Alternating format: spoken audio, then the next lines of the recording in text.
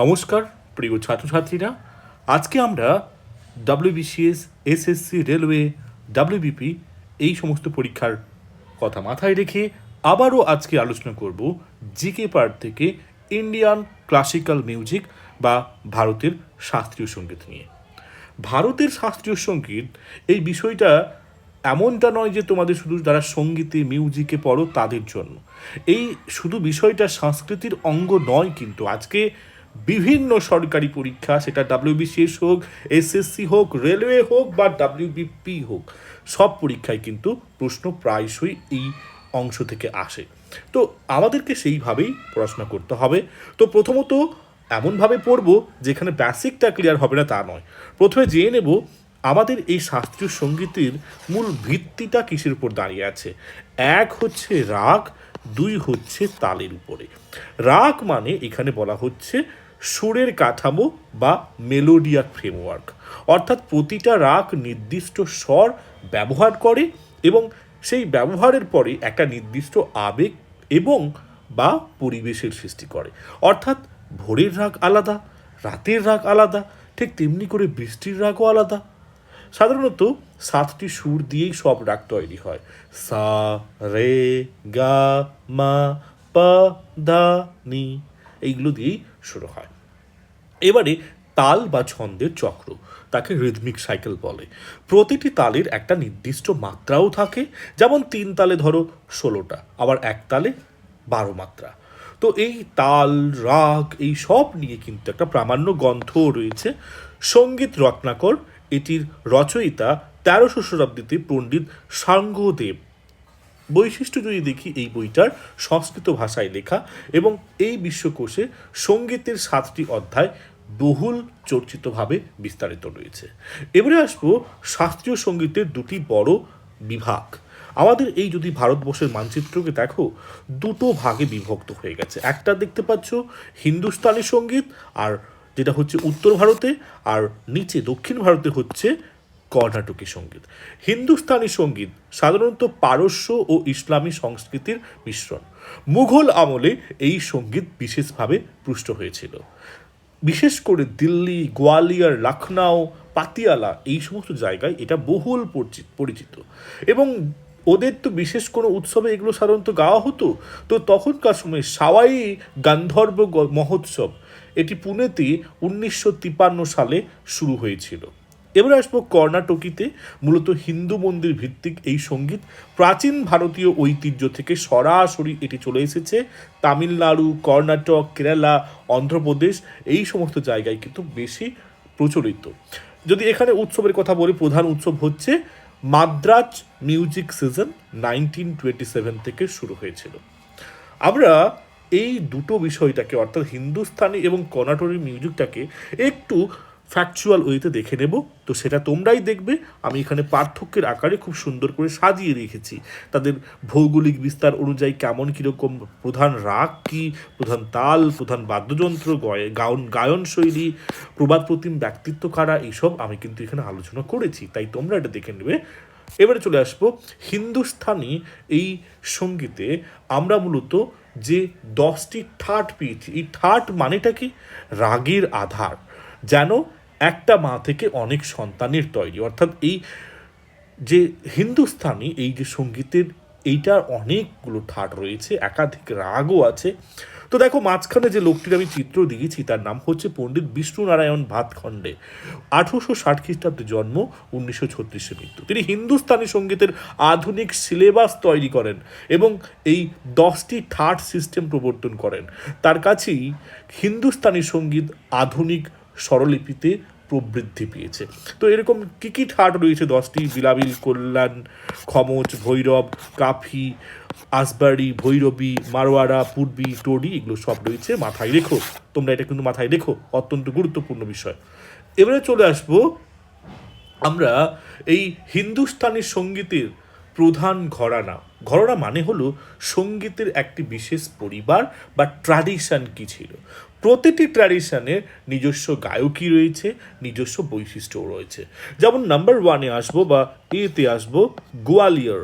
এই গোয়ালিয়র প্রতিষ্ঠাতা হচ্ছে নাথান খান। মাথায় রেখো, সহজ তান এবং স্পষ্ট উচ্চারণ এই সঙ্গীতের বৈশিষ্ট্য। লতা মঙ্গেশকর এই গোয়ালিয়র এর ঘরানায় প্রশিক্ষণিত ছিল। দ্বিতীয় আসবো বা বি আসবো কিরানা। কিরানার প্রতিষ্ঠাতা হচ্ছে আব্দুল করিম খান। এই সঙ্গীতটা ধীর ও ধ্যানমগ্ন হয়ে থাকে, আলাপ শ্রুতির উপর জোর দেওয়া হয় বেশি। তৃতীয় আসবো বা সি আসবো আগ্রা। প্রতিষ্ঠাতা হচ্ছে ঘঞ্জে খোদা বক্স। নোম তোম আলাপ শক্তিশালী কণ্ঠস্বর এখানে বেশি ব্যবহার হয়ে থাকে। এরপরে আসবো ডি জয়পুর অত্রৌলি। প্রতিষ্ঠাতা হচ্ছে আল্লাহ দিয়া খান। বৈশিষ্ট্য এটি জটিল জোর রাগ। পাতিয়ালা এর প্রতিষ্ঠাতা হচ্ছে আলী বক্স ও কালী খান। বৈশিষ্ট্য টপনা, পাঞ্জাবি লোকগীতি ভিত্তিক ও দ্রুত তান এখানে ব্যবহার হয়ে থাকে। এবার আসবো ষষ্ঠ মৈহার। প্রতিষ্ঠাতা হচ্ছে ওস্তাদ আলাউদ্দিন খান। ধ্রুপদ ও খেয়ালের মিশ্রণ। এটা বিশেষ করে দেখা গেছে পণ্ডিত রবিশঙ্কর, আলী আকবর খানের মতো যারা সঙ্গীতজ্ঞ ছিল তাদের হাত দিয়ে বেশি। এবারে আসবো সুরের স্থপতি অর্থাৎ দুই ধারায় দিকপাল। তো এক্ষেত্রে আমরা জানবো দুই ধারার সবচেয়ে বড় নামগুলোকে, অর্থাৎ দুই ধারার এই বিশেষ ক্ষেত্রে হিন্দুস্তানি এবং কর্ণাটকী ক্ষেত্রে কারা কারা এরকম মানে কি বলবো হাই ভোল্টেজ বা হাইলি ইনফ্লুয়েন্সিয়াল ফিগার ছিল। প্রথমে আসবো কর্ণাটকী ত্রিমূর্তি। ত্যাগরাজের জন্ম 1967 থেকে 1947। 24,000 কৃতির রচয়িতা তিনি। তার 5টি শ্রেষ্ঠ রচনা পঞ্চরত্ন কৃতি নামে পরিচিত। প্রতি বছর তিরুবাইয়ারাতে তার স্মরণে উৎসব হয়। এবার আসবো মুথুস্বামী দীক্ষিতার। সংস্কৃত ভাষায় কৃতি তিনি রেখে গেছেন। তার ভাই বালুস্বামী দীক্ষিতার কর্ণাটকী সঙ্গীতে প্রথম বিহালা প্রবর্তন করেন। এবার আসবো শ্যামা শাস্ত্রী। স্বরচিত ফর্মের স্রষ্টা, দেবী কামাক্ষীর উদ্দেশ্যে কৃতি রচনা করেন। হিন্দুস্তানি জেমস কারা ছিলেন। নাম্বার 1 হচ্ছে আমির খুসরো। তুতি ই হিন্দ বা ভারতের তোতা পাখি, খেয়াল, তবলা, তারানা এবং কাওয়ালির জনক তিনি। পারস্য উপাদানের খাতে ভারতীয় সঙ্গীতের মিশ্রণ ঘটান তিনি। এবার আসবো আরেকজন দিকপাল তানসেন। আকবরের সভায় নরত্নের জন্য তিনি তার মধ্যে একজন ছিলেন। জন্মগত নাম রামতনু পাণ্ডে। প্রাচীনতম গয়না শৈলী ধ্রুপদ এ শ্রেষ্ঠত্ব অর্জন করেন। এবারে চলে আসবো বাদ্যযন্ত্রের গ্যালারি। এখন বাদ্যযন্ত্রগুলো কী কী ছিল, কী কী ব্যবহার হতো সেগুলো নিয়ে আসবো। কোন যন্ত্র কে বাজায়, কোন যন্ত্র কোথায় ব্যবহৃত হয়, এইসব প্রশ্ন। প্রথমে আসবো সেতারকে নিয়ে। সেতার পণ্ডিত রবিশঙ্কর এটিকে বিশ্বজুড়ে জনপ্রিয় করেছেন। 16 থেকে 12টি তার থেকে। এবার আসবো সরোদ উস্তাদ আমজাদ আলী খান সরোদের সবচেয়ে বিখ্যাত বাদক। তারপরে আছে বীণা, কর্ণাটকী সঙ্গীতের প্রাচীনতম যন্ত্র এটি। দেবী সরস্বতীর হাতে দেখা যায় এটি। এছাড়া রয়েছে বেহালা, কর্ণাটকী সঙ্গীতের এটি অপরিহার্য ব্যবহার হয়ে থাকে এবং এটি দাঁড়িয়ে পা ভাঁজ করে বসে বাজানো হয়। ইউরোপিয়ান পদ্ধতির থেকে এটি আলাদা। এবার আসবো তানপুরা সুর ধরে রাখার যন্ত্র। গায়নের সময় পটভূমিতে বাজে এটি। এগুলো গেল মূলত হচ্ছে তন্ত্রী বাদ্যযন্ত্র, অর্থাৎ স্ট্রিং দিয়ে, অর্থাৎ এগুলোতে তার থাকে, তাই একে বলা হয় তন্ত্রী। তো এবারে আসবো যেগুলো হচ্ছে বায়ু বা এয়ার দিয়ে হয়। রায়ু হয়ে গেল, বায়ু বা এয়ার দিয়ে হয় যেগুলো। তো প্রথমে আসবো বাঁশুড়ি। পণ্ডিত হরিপ্রসাদ চৌরাশিয়া বাঁশুড়িকে আন্তর্জাতিক মঞ্চে তিনি নিয়ে গেছেন। সানাই ওস্তাদ বিসমিল্লাহ খান, তিনি 2001 সালে ভারতরত্নও পেয়েছিলেন। শুভ অনুষ্ঠানে এই সানাই বাজানো হয়। নাদস্বরম, তামিলনাড়ুর মন্দিরে বাজানো হয় এই বিশেষ করে নাদস্বরম, সবচেয়ে উচ্চস্বরের অ্যাকোস্টিক যন্ত্র এটি। এছাড়া রয়েছে হারমোনিয়াম। হিন্দুস্তানি সঙ্গীতে সঙ্গত যন্ত্র হিসাবে এই হারমোনিয়ামই বেশি করে ব্যবহৃত হয়। এবারে আসবো বাদ্যযন্ত্রের গ্যালারি। এবার তাল ধরে রাখার জন্য যন্ত্রপাতিগুলো একটু জানি। প্রথমে আসবো তবলা। তবলা হিন্দুস্তানি সঙ্গীতের প্রধান অনুষঙ্গ। দুটো ভাগ, ডান দিকে দেখো রয়েছে তবলা আর বাঁ দিকে রয়েছে বায়া। এটাকে বায়া বলে, এটাকে তবলা বলে। ওকে, বিশেষ তথ্য যদি আমরা দিই তাহলে হবে উস্তাদ জাকির হোসেন মাত্র 19 বছর বয়সে তবলা বাদনের জন্য পদ্মশ্রী পুরস্কার পেয়েছিলেন। এটাই সবচেয়ে কম বয়সে পাওয়া পুরস্কার, পদ্মশ্রী।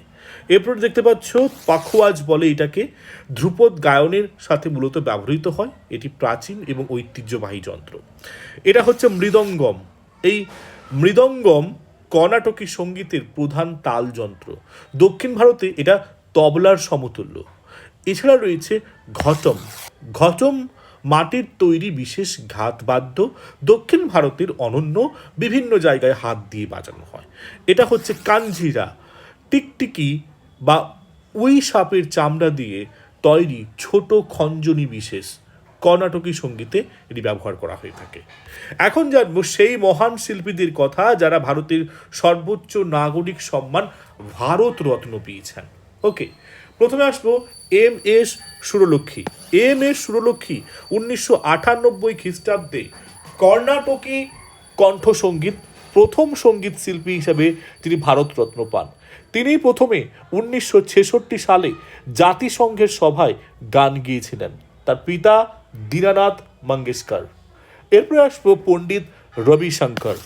পণ্ডিত রবিশঙ্কর 1999 সালে তিনি ভারতরত্ন পেয়েছিলেন।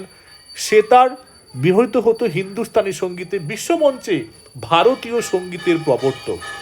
গ্র্যামি অ্যাওয়ার্ড, পদ্মবিভূষণ সহ অসংখ্য পুরস্কার পেয়েছেন।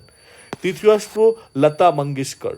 2001 সালে প্লেব্যাক সিঙ্গিং শাস্ত্রীয় ভিত্তিতে প্রশিক্ষিত গোয়ালিয়র ঘরানায় প্রশিক্ষণ তিনি পেয়েছিলেন। এরপরে আসবো উস্তাদ বিসমিল্লাহ খান, 2001 সালে ভারতরত্ন পেয়েছিলেন। সানাই, হিন্দুস্তানি সানাইকে কনসার্ট ইনস্ট্রুমেন্ট হিসেবে ব্যবহৃত করেন। এছাড়া রয়েছে পণ্ডিত ভীমসেন যোশী, হিন্দুস্তানি কণ্ঠসঙ্গীত কিরানা ঘরানায় কিংবদন্তি, আইকনিক ভজন মিল গায়ে মেরা তুমহারা, তিনি তার গায়ক। সাওয়াই গান্ধর্ব উৎসবের তিনি সূচনাকারী। এবারে এখন দেখব কিভাবে ভারতীয় শাস্ত্রীয় সঙ্গীত ধীরে ধীরে প্রাতিষ্ঠানিক স্বীকৃতি পেয়েছে। প্রথমে আসবো 1901 সালের কথা। ভারতীয় শাস্ত্রীয় সঙ্গীতের প্রথম গ্রামোফোন রেকর্ড কলকাতায় গহর জান রেকর্ড করলেন। এটাই ভারতে প্রথম সঙ্গীত রেকর্ড। একই বছর পণ্ডিত পলুস্কর প্রথম সঙ্গীত বিদ্যালয় গান্ধর্ব মহাবিদ্যালয় স্থাপন হয়। এছাড়া 1924 সালে অল ইন্ডিয়া রেডিও বা AIR প্রতিষ্ঠা হয়। শাস্ত্রীয় সঙ্গীত এবার জাতীয় স্তরে ছড়িয়ে পড়তে শুরু করে। রেডিওই হয় শিল্পীদের জনপ্রিয় হওয়ার প্রথম মাধ্যম।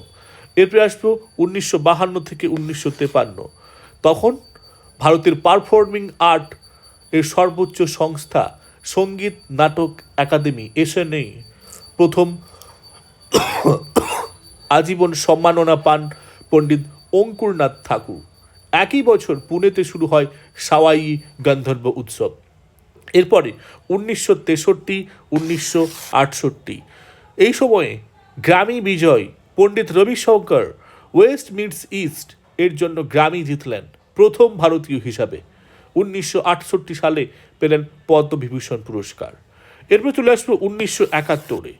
তখন আমরা দেখতে পেলাম উডস্টকে প্রথম এশীয় হিসাবে পণ্ডিত রবিশঙ্করের পারফরমেন্স।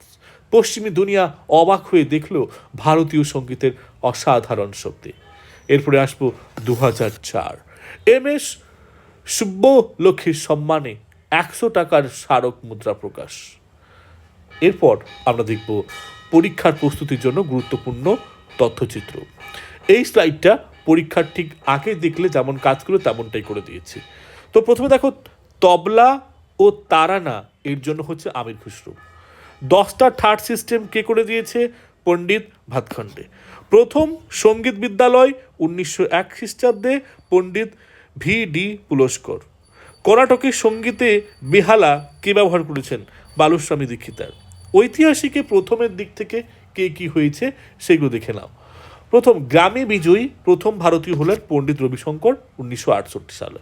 সঙ্গীত নাটক একাডেমি ফেলোশিপ নারী হিসাবে পেলেন MS সব্যুলক্ষ্মী 1974 খ্রিস্টাব্দে। পদ্মশ্রী প্রাপ্ত কনিষ্ঠ তবলিয়া জাকির হোসেন 19 বছর বয়সে মাত্র। প্রায়শই যেগুলো প্রশ্ন জিজ্ঞাসা করে, যেমন হচ্ছে ভজন ভজগোবিন্দ কার?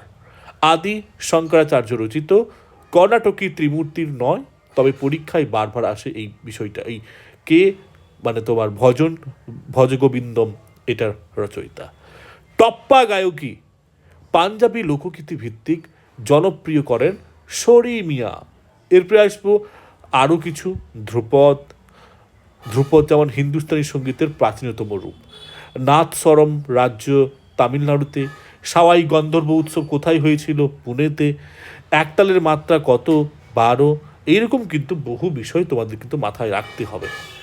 এরপরে চলে আসবো শেষ মুহূর্তে তোমাদের রিভিশন করতে গেলে যেমনটা তোমরা করতে পারো। তানসেন 1500 শতকে আকবরের সভাতে তিনি ছিলেন। ধ্রুপদ ছিলেন, গোয়ালিয়র ঘরানা ছিলেন। ত্যাগরাজ 1967 1768 থেকে 1847। 5 পঞ্চরত্ন কৃতি তিরুবায়ু। ভাতখান্ডে 1860 থেকে 1934। 10টা ঠাট আধুনিক স্বরলিপি। এরকম বহু বহু তথ্য এখানে কিন্তু লুকিয়ে আছে, তোমাদের কিন্তু মাথায় রাখতে হবে। ওকে, সো মূলত এই ছিল বিশেষ করে আজকের আলোচনা। আশা করি তোমরা যদি এগুলোকে গুরুত্ব দিয়ে একটু পড়াশোনা করো, আমার মনে হয় তথ্যগুলোকে তোমরা মাথায় রাখতে পারবে। ঠিক আছে, সবাই ভালো থেকো, সুস্থ থেকো।